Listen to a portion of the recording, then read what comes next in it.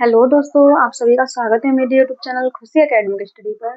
आज की क्लास में हम पढ़ने वाले हैं आईयूपीएससी नाम के बारे में। आईयूपीएससी नेम क्या होते हैं और इनकी हमें ज़रूरत क्यों पड़ी, साथ ही इनका थोड़ा बहुत परिचय, और फिर इसके लिए मैं आज लेके आई हूँ वरीयता श्रेणी, जिसको आपको सीखना बहुत ज़्यादा ज़रूरी है। उसके बाद ही जाके आईयूपीएससी नाम सीखे जाएंगे। तो आज इस क्लास में मैं आपको इसका परिचय कराती हूँ, ठीक, ताकि आपको उसकी थोड़ी बहुत नॉलेज हो जाए।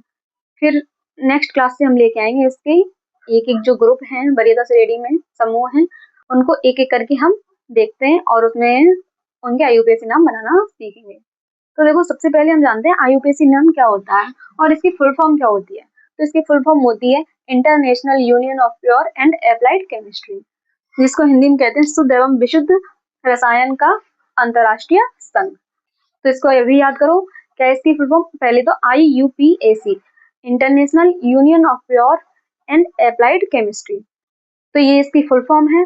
और हिंदी में है इसका शुद्ध एवं विशुद्ध रसायन का अंतरराष्ट्रीय संघ। तो ये है क्या, जो आईयूपीएसी है ये किसी चीज का नाम है, यानी कि एक संस्था है। ये एक संस्था है जो कि रसायनों के नाम को प्रोड्यूस करती है, यानी कि उनके रसायन जो होते हैं उनके नाम को बताती है। जैसे कि हमारे पास होता है सिरका, है ना, जो हम लोग गन्ने के रस का या फिर जामुन का भी बनाते हैं, तो उसको हम बोलते हैं सिरका, ठीक है। लेकिन किसी अन्य देश में इसको कुछ और बोला जाता होगा। ऐसी अल्कोहल है, ठीक है, अल्कोहल, यहाँ तो ये अल्कोहल बोलता है, कोई स्पिरिट बोलता है ना। तो किसी चीज का एक नाम नहीं होता है, तो दूसरे देश में अगर इस चीज को हम अपने नाम से, अपने देश के नाम से बोलेंगे तो वहाँ के लोग नहीं समझ पाएंगे। इसलिए ये अंतरराष्ट्रीय संस्था द्वारा दिया गया है, जिससे कि जितने भी रसायन हैं उनका हर देश में, यानी कि अंतरराष्ट्रीय, अंतरराष्ट्रीय का मतलब होता है अपने राष्ट्र से बाहर के राष्ट्र हुए, ठीक है। तो अंतरराष्ट्रीय इसीलिए इसको माना गया है कि बाहर के देश में भी सेम केमिकल को सेम नाम पता हो। तो जैसे कि हमारे पास सिरका है, सिरका हम अपने देश में बोलते हैं यहाँ पे, लेकिन इसका नाम एसिटिक एसिड भी होता है। लेकिन अगर हम एक इस संस्था के द्वारा दिया गया नाम, यानी कि आईयूपीएसी नाम जो है, उसका नाम होता है ये हमारा एथेनोइक अम्ल। जो सिरका होता है उसको हम एथेनोइक अम्ल कहते हैं। अब एथेनोइक अम्ल आप देश में, दुनिया में किसी भी देश में जाके बोल दीजिए तो सब लोग समझ जाएंगे कि हाँ ये सिरका है, या उनके देश में जो भी बोला जाता होगा वो अच्छे से समझ जाएंगे, ठीक है।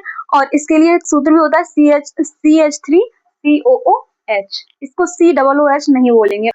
तो आपको इन दोनों के बारे में पता चल गया। ये क्या है, ये एक प्रकार की क्या है, संस्था है,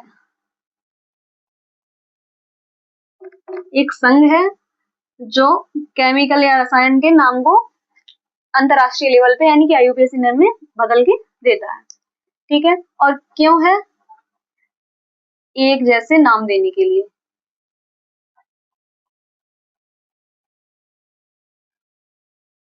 ठीक है, एक जैसा नाम हो हर देश में, इसके लिए। तो इन दोनों का आपको अर्थ पता चल गया। अब ये आती है हमारी एक वरीयता श्रेणी, क्या है,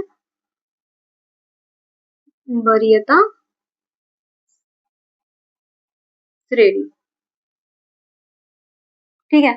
ये हमारी वरीयता श्रेणी है और इसके लिए आपको क्या करना है, मैंने कुछ यौगिक के नाम यहाँ पे दिए हैं। इनके लिए क्या होता है, यौगिक का नाम होता है, क्रियात्मक समूह की संरचना, पूर्व लग्न, अनुलग्न और एग्जाम्पल इसका, ठीक है। तो पूर्व लग्न का मतलब क्या होता है, यहाँ पे जो वर्ड पहले जुड़ते हैं। पूर्व लग्न का मतलब पूर्व में से पहले, लग्न में से जोड़ना, ठीक है। जो शब्द पहले जुड़ते हैं उन्हें पूर्व लग्न कहते हैं। फिर है अनुलग्न, अनु में बाद में, लग्न में जोड़ना।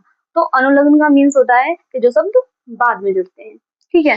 तो और फिर ये समूह है, ऐसे जैसे इसका यौगिक का नाम है एल्कोहल, तो एल्कोहल का समूह होता है OH। अब इसको हम ये डैश लगाए, इसको बोलते हैं हाइफन।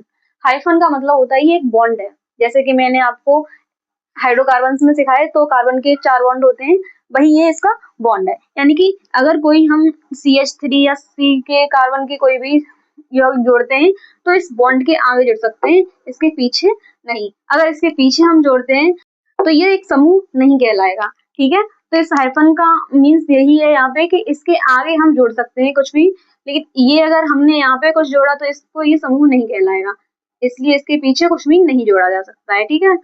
तो ये हमारा एल्कोहल है, एल्कोहल समूह होता है हाइफन OH। इसको हम, इसका पूर्ण लग्न होता है हाइड्रोक्सी और अनुलग्न होता है ऑल। जैसे कि उदाहरण के लिए देखो, मैंने हाइड्रोकार्बन में आपको कार्बन के नाम बताए थे। जैसे C2 पे हमारा क्या होता है, एथ। C1 पे होता है मेथ और C2 पे होता है एथ। फिर मैंने आपको एल्केन, एल्कीन, एल्काइन श्रेणी के जो यौगिक बनाना सिखाए थे, तो क्या था, अगर एल्केन श्रेणी का बनाएंगे तो क्या बोलेंगे, एथ में एन जोड़ देंगे तो एथेन बन जाएगा। एल्कीन श्रेणी का बनाते तो एथ में ईन जोड़ते थे तो एथीन बन जाता। और ऐसे एल्काइन श्रेणी का बनाते थे तो एथ में आइन जोड़ते थे तो एथाइन बन जाता था। वैसे ही हमें क्या करना है, जब हमें C2 पता चला और यहाँ पे हमने ग्रुप देख लिया क्या है, OX, OH, और इसका अनुलग्न, अनुलग्न यानी बाद में लगाना होगा। यहाँ हमें बाद में लगाने की आवश्यकता है, आगे बहुत कम लगाए जाते हैं। जब हम IUPAC नाम सिखाएंगे आपको तो इसका आगे वाले का भी यूज करके दिखाएंगे। ठीक है, ज्यादातर हमें पीछे वाले का बहुत ज्यादा ही इंपॉर्टेंस है, इनको बहुत ज्यादा ही लगाया जाता है, जैसे कि हमारे एल्कीन एल्काइन श्रेणी में लगाते थे उसी तरीके से। तो ऐसे ही हम क्या करेंगे, C2 का नाम पता चला हमें एथ, और फिर C2H5, 5 से हमें पता चलता है कि ये एल्किल समूह है। जैसे एल्केन, एल्कीन, एल्काइन समूह थे, वहीं पे हमारे एक एल्किल समूह होता है।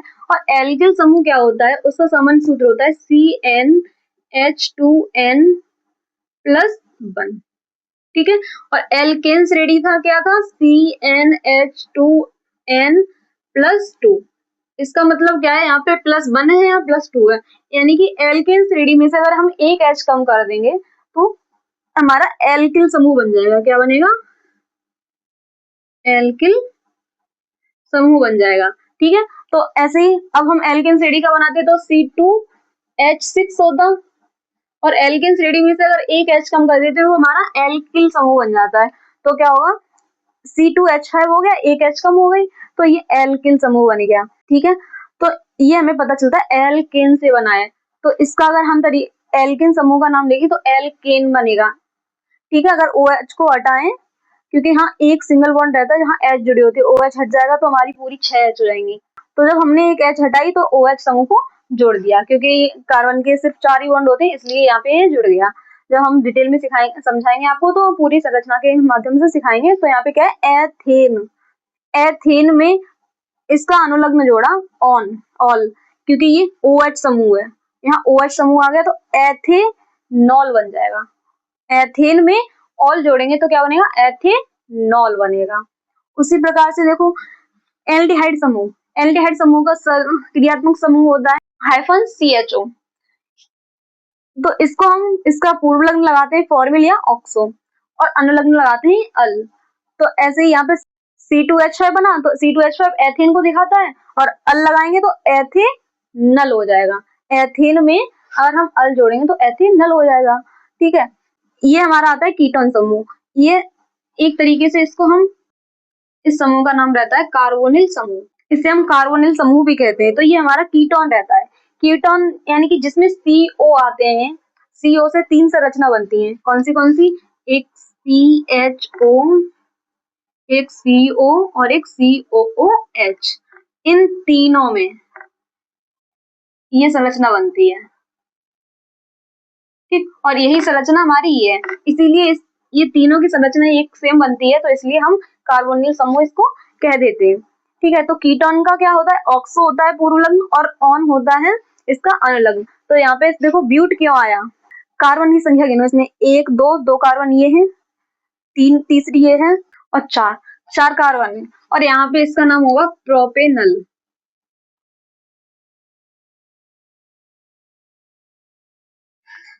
ठीक है, यहाँ पे थोड़ी मिस्टेक हो गई, क्योंकि इसकी भी जो CHO ग्रुप है इसकी भी कार्बन को ऐड किया जाता है। तो यहाँ पे C3 हो जाएंगी, C2 2 यहाँ पे, एक यहाँ पे, यानी C3 बन जाएंगी। 3 को प्रोप बोलते हैं और अल लगा देंगे, यानी कि प्रोपेनल बन जाएगा। ऐसे ही इसकी अगर 4 C है तो 4 पे क्या, मेथ एथ प्रोप ब्यूट, यानी कि ब्यूट होता है 4 पे, ब्यूट 2।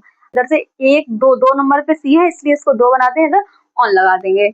ऐसे ही हमारा आता है कार्बोक्सिलिक अम्ल, C-COOH। इसका आगे हम पूर्व लग्न लगाते हैं कार्बोक्सी और अनुलग्न लगाते हैं ओइक एसिड, जैसे कि CH3 COOH। देखो यहाँ C की संख्या सिर्फ 2 है, तो 2 पे क्या होती है, एथ और ओइक एसिड, यानी कि एथेन में ओइक जोड़ा और एसिड जोड़ दिया, यानी अम्ल जोड़ दिया, तो एथेनोइक एसिड। ठीक है, आगे इसमें और भी समूह है, लगभग 12 से 15 समूह होते हैं इसमें। तो उनको आपको अच्छे से तैयार करना है। मैं आगे इसमें इसी वीडियो में आपके लिए आगे के ग्रुप्स को लगा रही हूँ, उनको आप अच्छे से नोट करना और याद करना। तो जो मैंने अभी आपको साड़ी दी थी वो सेम यही है, और इनको आपको सही से एक बार पढ़ना है अच्छे से, और जब पढ़ लेंगे तो वहां से आपको सारी चीजों का अंदाजा लग जाएगा। और फिर हम अब नए क्लास से सीखेंगे इनके आईयूपीएसी में बनाना। तो वहाँ पे हम बिल्कुल बेसिक से स्टार्ट करेंगे, लेकिन उससे पहले ये आपके लिए बहुत जानना बहुत जरूरी था जो आपको मैंने आज समझाया और सिखाया है।